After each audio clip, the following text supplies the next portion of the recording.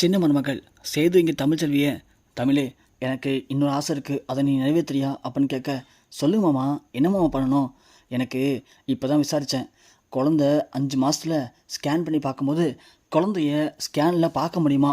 அப்படி எனக்கு நம்ம குழந்தைய பார்க்கணுன்னு ரொம்ப ஆசையாக இருக்குது தமிழ். அதனால் நீ நானும் நேராக ஹாஸ்பிட்டலில் போயிட்டு டாக்டர்கிட்ட சொல்லி அந்த 5வது மாத ஸ்கேனை எடுத்து பார்ப்போம். அப்படி பார்க்கும்போது டிவியில் குழந்தைய பார்க்கலாம். எனக்கு அதை பார்க்கணுன்னு ரொம்ப ஆசையாக இருக்குது தமிழ்.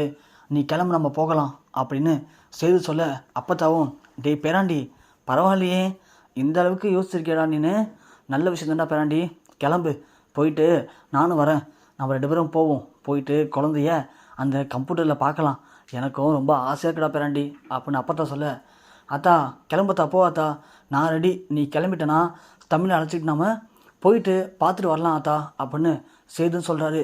அதை கேட்ட தமிழுக்கு இங்கே என்ன பண்ணுறதுனே தெரில, ஒன்றுமே புரியாமல் அப்படியே பைத்தியம் பிடிச்ச நிற்கிறாங்க.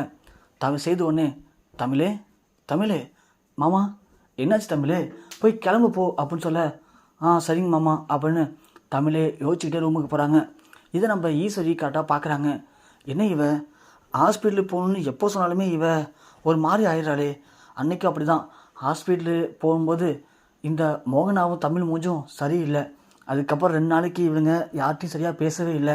இன்றைக்கும் இந்த மோகனா மூஞ்சும் சரியில்லை, இந்த தமிழ் மூஞ்சும் சரியில்லை. எனக்கு என்னமோ இந்த ஹாஸ்பிட்டல் விஷயத்தில் ஏதோ ஒரு மர்மம் இருக்குன்னு தான் நினைக்கிறேன். ஆனால் அந்த டாக்டர் போய் கேட்கும்போது இவ கர்வமாக தான் இருக்கா, குழந்தைக்கு எந்த பாதிப்பும் இல்லை, குழந்தை நல்லா இருக்குன்னு சொல்கிறாங்க.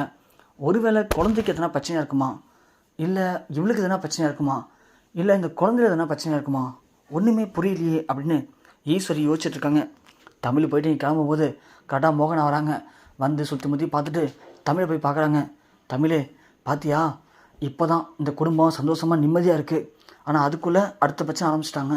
இப்போது இன்றைக்கி நீ ஹாஸ்பிட்டலில் போய் செக் பண்ண போகிற, செக் பண்ணும்போது வயிற்றில் குழந்தை இல்லைன்னு டாக்டர் சொன்னாங்கன்னா நீ என்ன பண்ணுவ சொல்லு பார்ப்போம்.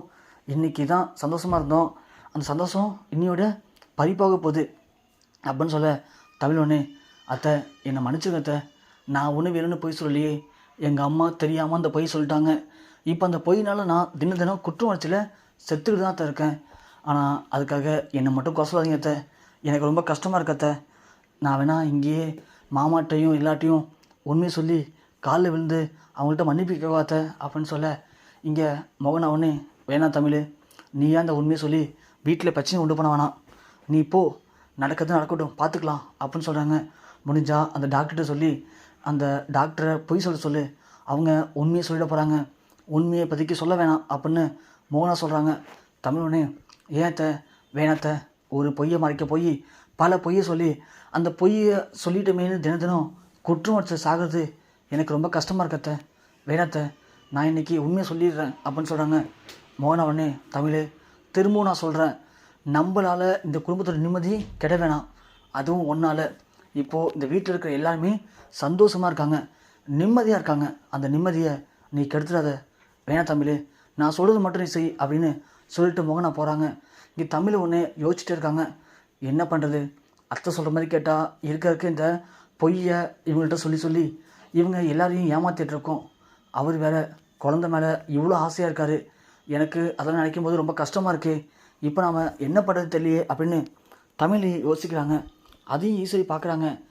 இவங்களுக்குள்ளே ஏதோ ஒரு மர்மம் இருக்குது. இப்போ கூட வந்து அந்த மோகனா ஏதோ அவள்கிட்ட சீரியஸாக பேசிட்டு போகிறா, இவளும் அதை பற்றி யோசிச்சு நிற்கிறா. அப்படி என்ன தான் நடக்குது இங்கே, ஒன்றுமே புரியலையே, இதை எப்படி தான் கண்டுபிடிக்கிறது அப்படின்னு ஈஸ்வரி யோசிக்கிறாங்க.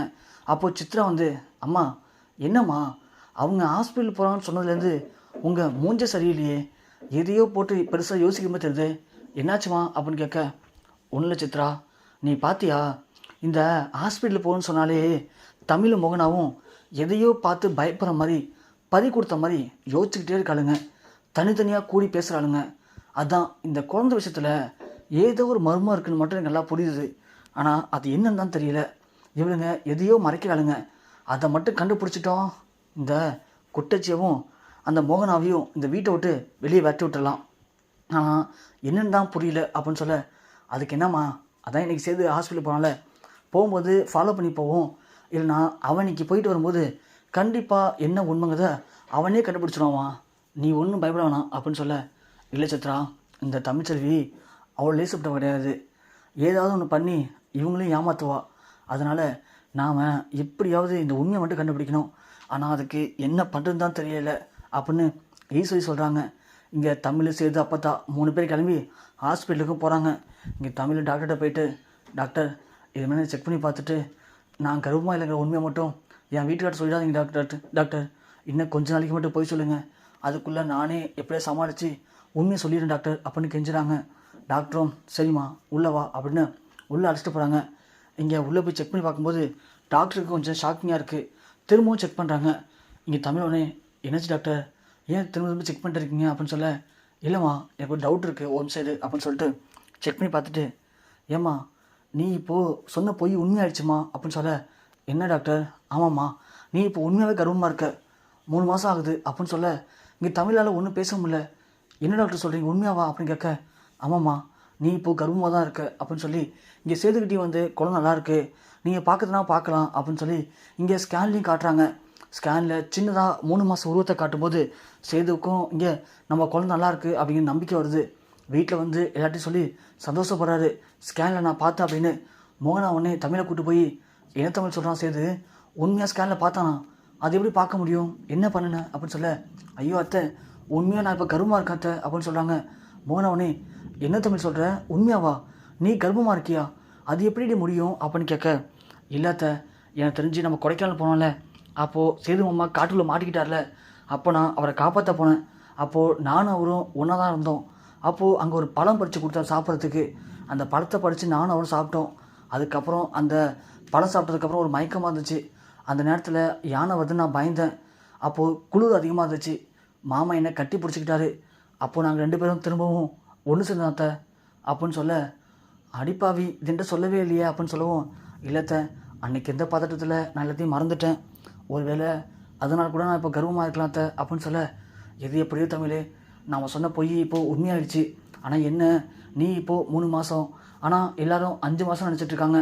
அது அப்படியே இருக்கட்டும், நாம் அதை மட்டும் எப்படியாவது சொல்லி சமாளிச்சுக்கலாம் அப்படின்னு மோகனா சொல்கிறாங்க. இதை நம்ம ஈஸ்வரி லைட்டாக காதில் வாங்கிறாங்க. என்ன தமிழ் செல்வி 3 மாதம் தானா, ஆனால் இதுக்கு முன்னாடி 5 மாதம்னு சொன்னாங்களே, எப்படி இது 3 மாதமானுச்சு, இதை பற்றி தான் இவங்க பேசிகிட்டு இருக்காங்களா? அப்போது தமிழ் செல்வி ஏன் 5 மாதம் சொல்லிட்டு இப்போ 3 மாதம்னு சொல்கிறா? அப்போது இது கடையில் 2 மாதம் என்னாச்சு, ஒன்றுமே புரியலையே. நாம் நினச்ச மாதிரி இந்த குழந்தை விஷயத்தில் ஏதோ ஒரு பித்தலாட்டம் நடக்குது. ஒருவேளை தமிழ் உண்மையாகவே கர்ப்பம் இல்லாமல் இருப்பாளோ, அந்த டாக்டர் இவங்க கூட சேர்ந்து பொய் சொல்வாளோ?